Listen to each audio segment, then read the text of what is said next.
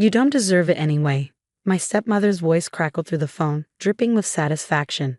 That dusty old box was taking up space in my new display cabinet. Besides, your mother's things don't belong in my house anymore. I gripped my desk at the downtown law firm where I worked, trying to keep my voice steady. The box she was talking about contained the last gift my mother had left me before cancer took her 5 years ago. I'd been saving it for my 30th birthday, just as she'd instructed. When did you throw it away, Amanda? I asked, fighting to maintain my composure. This morning. The garbage truck already came, so don't bother looking for it. She paused, probably expecting me to break down. Your father agrees it's time you stopped clinging to the past. My name is Catherine Morris, and at 29, I was listening to my stepmother gleefully describe how she disposed of my last connection to my mother. What Amanda didn't know, what no one knew, was that I'd anticipated something like this happening. Well, thank you for letting me know, I replied calmly. My composed response clearly threw her off. That's all you have to say. What else is there to say? The deed is done. I checked my watch. I need to get back to work now. As I hung up, I could almost see Amanda's frustrated expression. She'd been trying to erase my mother's presence from our family home ever since she married my father 2 years ago. The box had been her latest target. What she didn't know was that the box she'd thrown away was a decoy. 3 months ago, I'd noticed how Amanda's eyes would linger on the worn wooden box whenever she passed it. I'd seen her running her fingers along its edges when she thought no one was watching. So I created an identical box, aged it to look like the original, and filled it with old papers and costume jewelry. The real box, along with its precious contents, was safely stored in my apartment. I turned back to my computer screen, where a notification popped up. The family trust documents I'd been reviewing needed my signature. As one of the city's youngest corporate lawyers, I learned to protect what mattered, both for my clients and myself. My phone buzzed again. This time it was my father. Katie, Amanda told me what happened, he began, using the nickname I'd grown to hate. She's just trying to help you move forward. You can't keep holding on to everything of your mother's. I thought about the real box sitting in my apartment, about the letter my mother had written explaining everything. Don't worry about it, Dad. What's done is done. That's surprisingly mature of you, he said, sounding relieved. I was worried you'd be upset. Amanda thought you might make a scene. Of course she did. Amanda had spent the last 2 years trying to provoke reactions from me, to paint me as the unstable one who couldn't let go of the past. Every family dinner became a minefield of subtle digs about my mother, about how different things were now, about how I needed to embrace my new family. No scene, I assured him. I have a meeting to get to. After hanging up, I pulled up my calendar. 3 days until my 30th birthday, the day my mother had specified I should open her gift. The timing of Amanda's little stunt wasn't coincidental. She'd probably been snooping through my mother's old papers and found a reference to the date. My assistant Sarah knocked on my office door. Ms. Morris? The Wellington merger documents are ready for review. Thanks, Sarah. I gathered my thoughts, pushing aside the morning's drama. Also, could you confirm my appointment with Mr. Harrison for Thursday? Mr. Harrison had been my mother's lawyer, and more importantly, he'd been the one who helped her set everything up before she died. He was the only other person who knew what was really in that box. The rest of the day passed in a blur of contracts and client meetings. Amanda called twice more, each time with a different version of events. First, she claimed she'd merely moved the box to the garage. Then she suggested perhaps it had been accidentally knocked into the trash. She was backpedaling, probably worried about how my father would react if he knew that she'd deliberately thrown it away. I let her calls go to voicemail. That evening, as I drove home to my apartment in the city's historic district, I thought about my mother's last days. She'd been so specific about waiting until my 30th birthday, about keeping the box safe, about not telling anyone what was inside. Some people only show their true colors when they think they have nothing to lose. She told me, her voice weak, but her eyes sharp as ever. Watch, wait, and learn who you can trust. The lesson had served me well, especially after Amanda entered our lives. She'd swept in less than a year after my mother's death, all perfect smiles and designer outfits, promising to bring life back into this sad house. My father, still struggling with grief, had been an easy target. I parked my car and took the elevator to my floor, my heels clicking against the marble tiles. Inside my apartment, I went straight to my home office, opened the hidden safe behind my law school diploma, and took out the real box. It looked identical to the decoy Amanda had thrown away, but this one held something far more valuable than old papers and costume jewelry. I ran my fingers along the intricate carvings my mother had always loved, feeling the smooth wood beneath my touch. 3 more days. My phone buzzed with a text from Amanda. Your father and I would like you to come to dinner tomorrow. We need to discuss some changes to the household arrangements. I could guess what those changes would be. With the box presumably gone, Amanda probably thought it was time to clear out the rest of my mother's things. Her books, her art, her presents. Sorry, busy with work, I replied, maybe next week. Thursday couldn't come soon enough. Whatever was in this box, my mother had wanted me to wait until exactly the right moment to open it. She'd known, somehow, that Amanda would show her true colors, that my father would choose the path of least resistance, that I would need to be prepared. As I got ready for bed that night, another text came through, this time from my father. Amanda's really trying, Katie. Give her a chance. She just wants what's best for this family. I didn't reply. Instead, I looked at the photo on my nightstand, my mother and me at my law school graduation, both of us beaming. She'd been so proud that day, even though she'd barely had the strength to attend the ceremony. Remember, Catherine, she'd said afterward, using my full name as she always did when sharing something important. Sometimes the best revenge isn't about getting even. It's about being prepared.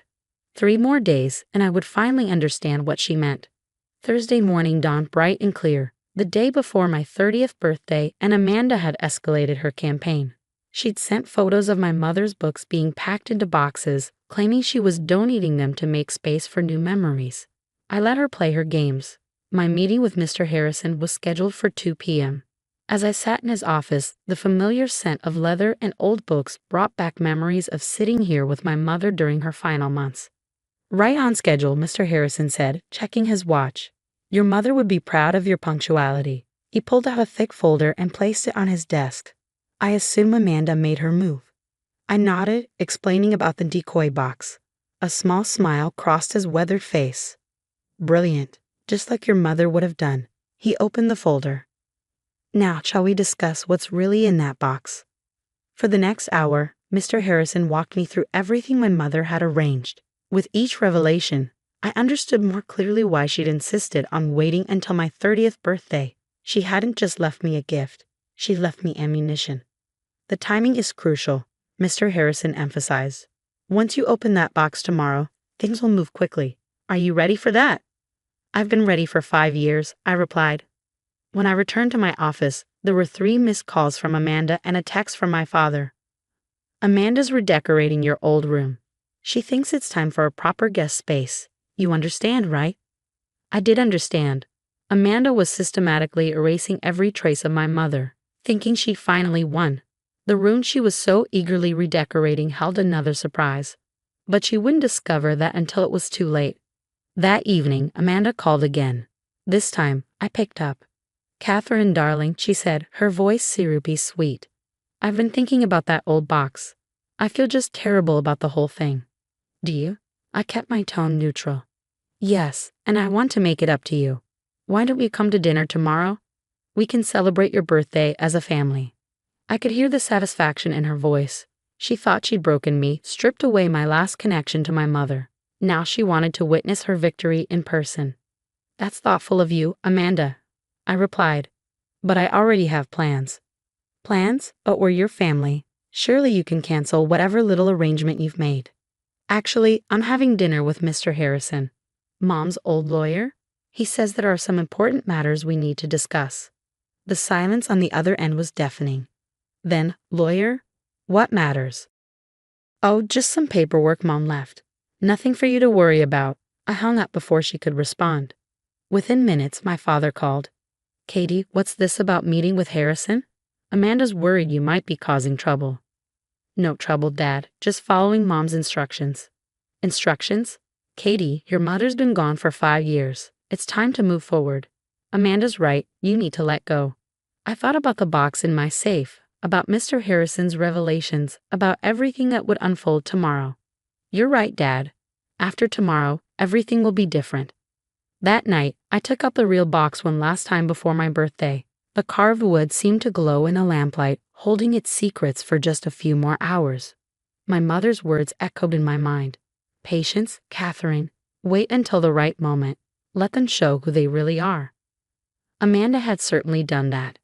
In 2 years, she systematically worked to erase my mother's memory, to push me to the margins of my own family. She convinced my father that her actions were motivated by love, by a desire to help everyone move forward. Tomorrow, she would learn the cost of her actions. My phone buzzed with another text from Amanda. Your father and I are worried about you, dear. Meeting with lawyers, holding on to the past. It's not healthy. Why don't you let me help you move past all this? I smiled at her transparent attempt to gain control of the situation. Amanda had always underestimated me, seeing only what she wanted to see, the grieving daughter she could manipulate and eventually push aside. She had no idea that every attempt to erase my mother had only strengthened my resolve to protect her legacy. Every book packed away, every photo removed, every memory she tried to erase had been carefully documented. My mother had taught me well. Keep records, Catherine. Everything leaves a trail. I sent a brief reply to Amanda. Thank you for your concern. I'll see you soon. Let her worry about what that meant. As I prepared for bed, I caught my reflection in the mirror. I saw my mother's features in my face, the same determined set of the jaw, the same calculating look in the eyes. Amanda had once complained that I looked too much like my mother, that it was unsettling. She had no idea how right she was. Tomorrow, I would finally open the box. Tomorrow, everything my mother had planned would be set in motion. Tomorrow, Amanda would learn that her victory was an illusion. I settled into bed, thinking about how quickly things would change. Mr. Harrison's words echoed in my mind. Your mother was a brilliant woman, Catherine. She saw this coming long before anyone else did. Tomorrow, you'll understand why she made you wait. One last text came through from Amanda. Whatever you're planning, remember that your father and I only want what's best for this family. I didn't reply. Instead, I looked at my mother's photo one last time before turning out the light. Tomorrow, Mom, I whispered. Tomorrow they'll all understand. As I drifted off to sleep, I felt a sense of calm certainty. Amanda thought she won by throwing away a worthless decoy. She thought she finally erased my mother's presence from our lives. She was about to discover just how wrong she was. On the morning of my 30th birthday, I opened the real box. Inside, beneath layers of carefully preserved tissue paper, lay 3 items: a letter, a USB drive, and a set of documents that would change everything. My mother's elegant handwriting graced the envelope. For Catherine, when they show their true colors. The letter explained everything. My mother hadn't just been a talented artist. She'd been the silent majority shareholder of my father's company, something even he didn't know. She'd inherited it from her own father and had kept her ownership quiet, letting my father believe he was in complete control. The company was always meant for you, Catherine, she wrote. I've watched you grow, learn, and prepare yourself. Your father never saw it, too caught up in his own importance. Now it's time to take your place. The USB drive contained years of documentation. Board meeting minutes, financial records, evidence of my father's mismanagement, and most recently, proof of Amanda's interference in company affairs. She'd been pushing my father to make questionable decisions, preparing to position herself on the board. At exactly 9 a.m., I walked into my father's company headquarters. The security guard did a double take. I hadn't visited since my mother's death. Ms. Morris, we weren't expecting you. It's fine, James. Mr. Harrison is meeting me here. In the lobby, Amanda was berating a young receptionist about something trivial. She froze when she saw me. Catherine, what are you doing here? Attending the board meeting, I replied calmly. She laughed, that condescending sound I'd grown to hate. Board meeting? Don't be ridiculous. This is a private meeting for actual board members. Mr. Harrison stepped off the elevator, folder in hand. Actually, Mrs. Morris, Catherine has every right to be here. Shall we? The boardroom was full when we entered. My father sat at the head of the table, looking confused. Katie, what's going on? Mr. Harrison cleared his throat. Ladies and gentlemen, I'm here to announce a change in leadership. As of today, Catherine Morris is assuming her position as majority shareholder and CEO of Morris Enterprises. The room erupted in chaos. Amanda's face went pale. My father stood up, sputtering, That's impossible. I own this company. No, Dad, I said quietly. Mom did. And now I do. Mr. Harrison distributed copies of the documents from my mother's box. Mrs. Eleanor Morris transferred all shares to her daughter, effective on her 30th birthday. The paperwork is ironclad. Amanda found her voice. This is absurd. She can't just walk in here and take over. She knows nothing about running a company. I pulled out my laptop, connecting the USB drive to the projector. Actually, I know quite a lot, including how you've been influencing Dad to make decisions that would benefit your friends' companies at our expense. The evidence was damning. Emails, recorded conversations, financial trails showing how Amanda had been positioning herself to gain control. My father sank back into his chair as years of manipulation came to light. Eleanor knew what would happen, Mr. Harrison explained. She prepared Catherine for this moment, made sure she had the education and experience needed. While you were busy erasing her memory, Catherine was learning everything about this company. Amanda turned to my father, desperate. Richard, you can't let her do this. This was supposed to be our company. But my father was staring at the documents, recognition dawning in his eyes. All those board meetings Elle insisted on attending. The questions she asked, she owned it all along. Yes, I said. And she knew exactly what would happen after she was gone. That's why she made sure I would be ready. The board members were reviewing the evidence, their expressions shifting from shock to understanding. They'd watched my father's decisions become increasingly questionable under Amanda's influence. Mr. Harrison, I addressed the room. Please proceed with the remaining announcements. He nodded. Effective immediately, the board will be restructured. All recent appointments will be reviewed, and any decisions made under questionable influence will be reconsidered. Amanda stood up, shaking. You planned this. That box, you knew I would throw it away. No, Amanda, you did exactly what Mom predicted you would do.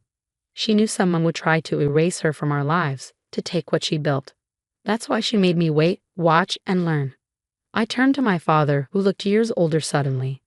Dad, you have a choice. You can stay on as a consultant, or you can retire. Either way, things are changing. The security team arrived to escort Amanda out. As she passed me, she hissed, "This isn't over."